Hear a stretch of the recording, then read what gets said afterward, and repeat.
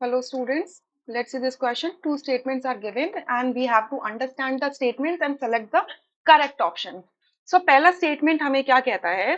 The mass of Mg3N2 produced as per the reaction if 48 gram of Mg metal is reacted with 34 gram NH3 gas is 200 by 3 gram. ठीक है, सो देख लेते हैं। और second statement में कह रहे हैं as per the given data N2 is the limiting reagent. तो चेक कर लेते हैं, कोई बड़ी बात नहीं है। रिएक्शन यहाँ पे लिख लेते हैं Mg प्लस NH3।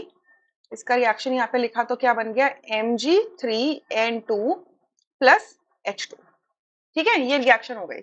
अब इसको बैलेंस कर लेते हैं, ये अनबैलेंस्ड है तो यहाँ पर 3 आ जाएगा। ठीक है, यहाँ पर 2 आ जाएगा और यहाँ पर 3 आ जाएगा। ये हो गई हमारी बैलेंस्ड इक्वेशन। ठीक है, लिमिटिंग रिएजेंट अगर हमें चेक करना है, लिमिटिंग रिएजेंट अगर हमें चेक करना है कि लिमिटिंग रिएजेंट है या नहीं, कौन सा दो रिएजेंट्स दे रखे हैं, इनमें से लिमिटिंग रिएजेंट कौन सा है, तो हमें इसे चेक करने के लिए हमें सिंपली क्या करना है, एक रेशियो चेक करना है।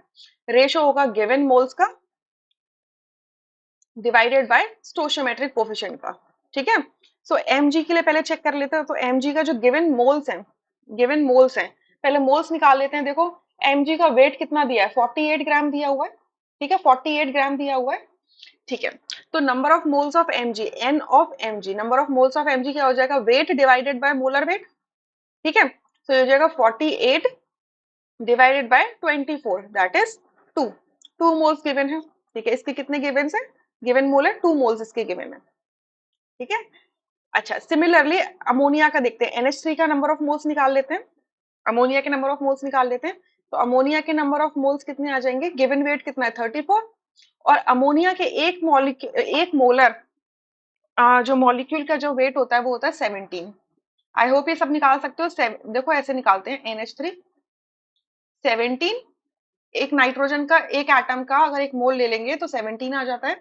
और अगर 3 हाइड्रोजन है और एक हाइड्रोजन का सिर्फ 1 ग्राम पर मोल है तो ये हो जाएगा, सॉरी ये 14 है नॉट 17 है, ये करेक्ट कर लेना, 14 हो जाएगा। तो 14 प्लस 3 17 हो जाता है। ठीक है, सो 17, सो यहाँ से निकल के आ गया 2 मोल्स, यानी कि अमोनिया के भी कितने मोल्स गिवन है हमें, 2 मोल्स हमें गिवन। ठीक है, तो रेशो चेक कर लेते हैं फटाफट से। तो गिवन मोल्स कितने 2, स्टोइचियोमेट्रिक कोएफिशिएंट क्या है 3। ठीक है, सो 2/3, 2/3 आई थिंक ये होता है हमारा 0.67।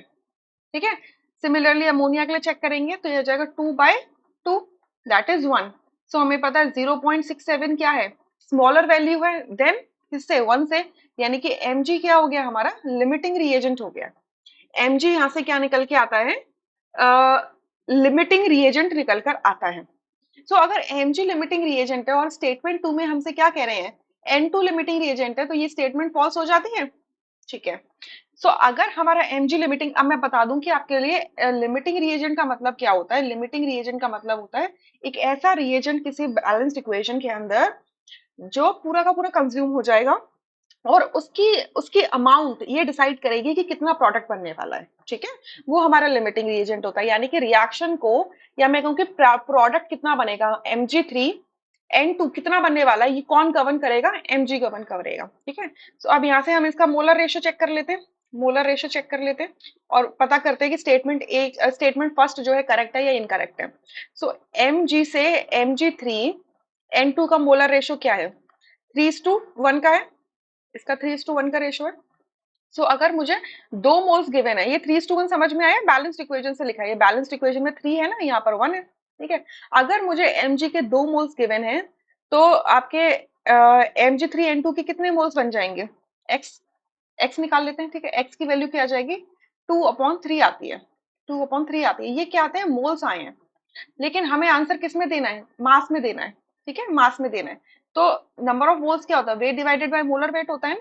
तो वेट क्या हो जाएगा, number of moles divided by molar weight. तो नंबर ऑफ मोल्स कितने आए हैं, 2/3।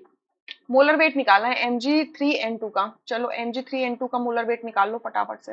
यहाँ पर निकाल लेती हूँ, Mg3N2 का मोलर वेट निकाल लो। सो 3 इंटू एक मैग्नीशियम के एटम का अगर मैंने एक मोल ले लिया, मतलब मैग्नीशियम है उसके एक मोल एटम्स ले लिए, तो उसमें कितना वेट हो जाएगा, 24 ग्राम पर मोल।